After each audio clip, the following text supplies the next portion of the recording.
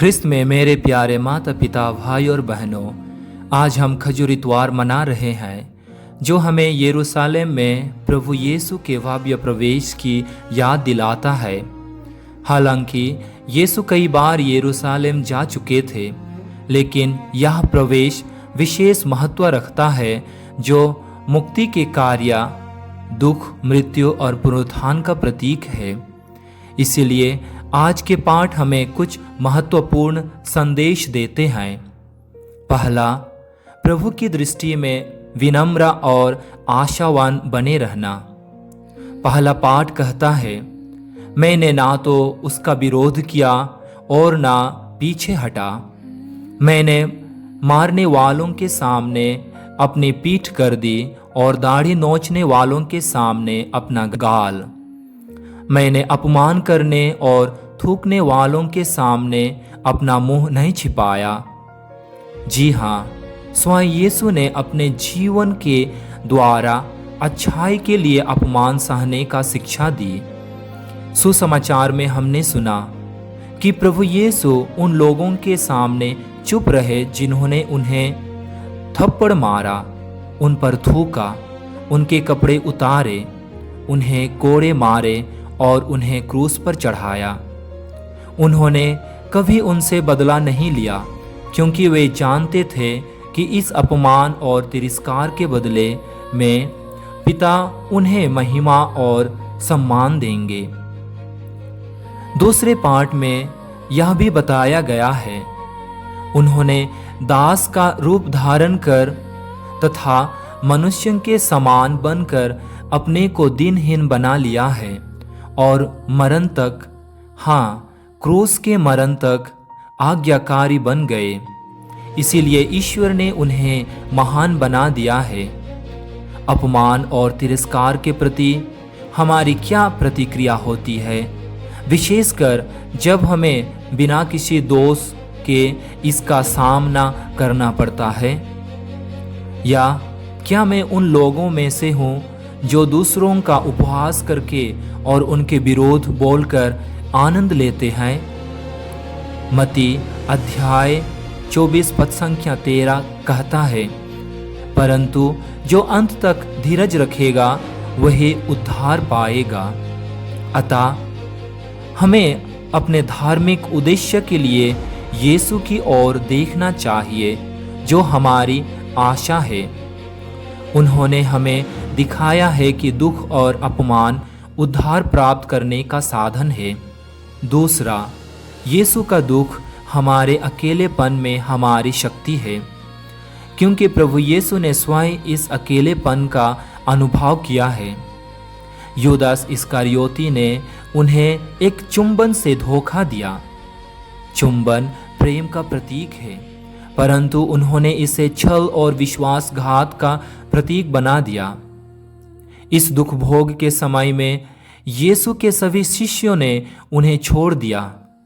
पेतरुस, जिसने कहा था कि वह मृत्यु के क्षण में भी यीशु को नहीं छोड़ेगा, समस्या के गंभीर होते ही पेतरुस उसे स्वीकार करने से इनकार कर दिया। क्रूस पर चढ़ाए गए यीशु को अब ऐसा लगा मानो पिता ने भी उसे त्याग दिया हो। इसीलिए उसने ऊंची आवाज में पुकारा, एली एली लेमा सबक्तानी। इसका अर्थ है, मेरे ईश्वर तूने मुझे क्यों त्याग दिया? जब हर कोई, यहाँ तक कि सबसे अच्छा व्यक्ति भी मुझे छोड़ देता है, तो मैं इस स्थिति में कैसे प्रतिक्रिया दूं, जबकि मैंने कोई गलती नहीं की है? क्या मैं उन कमज़ोर और असहाय लोगों के प्रति सहानुभूति दिखाऊं जो खुद को अकेला और कमज़ोर महसूस करते हैं?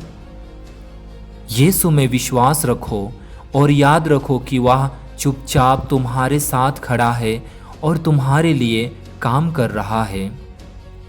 जैसा कि मत्ती अध्याय 26 पद संख्या 33 में लिखा है, भले ही सब तुम्हें छोड़ दे, मैं तुम्हें कभी नहीं छोड़ूंगा। तीसरा, जीवन की दो विपरीत वास्तविकताएं। एक महिमा की, दूसरी पीड़ा की। यीशु का यरूशलेम में शाही स्वागत हुआ, प्रभु की जय जयकार की गई और सड़क पर खजूर के पत्ते बिछाए गए। लेकिन इसका अंत तिरस्कार, दुख भोग और क्रूस पर मृत्यु के साथ हुआ। हम अपने जीवन की इन वास्तविकताओं को कैसे देखते हैं? क्या मैं केवल दुखी होने पर ही ईश्वर को याद करता हूँ? क्या मैं दूसरों को यह समझाने में मदद करता हूँ कि सुख और दुख इस जीवन के अपरिहार्य अंग है? आज हमारे साथ में जो खजूर के पत्ते हैं वह हरा और ताज़ा है, जो जीवन और महिमा का प्रतीक है। लेकिन क्या हम उसी खजूर के पत्ते को ले सकते हैं जो सूख जाएगा, जो दुख और मृत्यु की ओर इंगित करेगा? आज हम यीशु का स्वागत होसन्ना गाकर कर रहे हैं, जो आनंदमय उत्साह का प्रतीक है। लेकिन क्या कल हम आंसुओं और पश्चाताप से भरे हृदय से उनका स्वागत कर पाएंगे? हाँ, यहाँ तक कि जब खजूर का पत्ता सूख जाए, अर्थात हमारा जीवन कठिन हो, यहाँ तक कि जब होसन्ना ना हो, तब भी हमें विश्वास के साथ अपनी यात्रा जारी रखनी चाहिए। यह याद रखते हुए कि यीशु ने हमको अपना प्रेम दिखाया है, और याद रखें कि क्रूस के बिना कोई मुकुट नहीं, घावों के बिना कोई आशीर्वाद नहीं और मृत्यु के बिना कोई जीवन नहीं। ईश्वर ने हमारे लिए स्वयं को नम्र बनाया। उन्होंने हमारे लिए यह सब हमें अपने साथ यात्रा करने के लिए आमंत्रित करते हैं।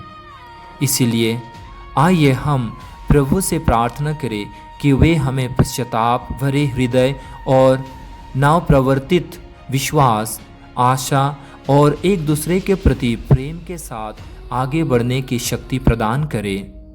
आमीन।